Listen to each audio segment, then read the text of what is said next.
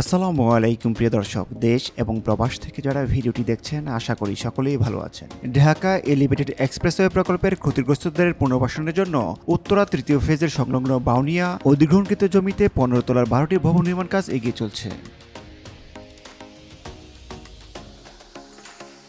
প্রকল্পের আওতায় ব্লক এর অধীনে 1000 বর্গফুট ইউনিটের 15 তলার 6টি ভবনে প্রতিটি ফ্লোরে থাকবে 8টি করে ইউনিট।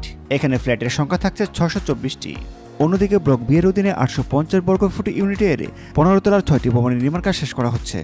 ব্লক বি ভবনের প্রতিটি ফ্লোরে 8টি করে ইউনিট থাকবে। এখানেও মোট ফ্ল্যাটের সংখ্যা থাকছে 624টি।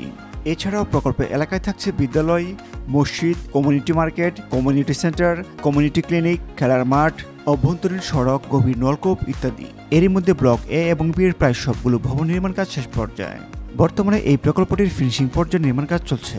শতভাগ নির্মাণ কাজ শেষ করেই ঢাকা এলিভেটেড এক্সপ্রেসওয়ে প্রকল্পের ক্ষতিগ্রস্তদেরকে এই ফ্ল্যাটগুলো বুঝিয়ে দেওয়া হবে।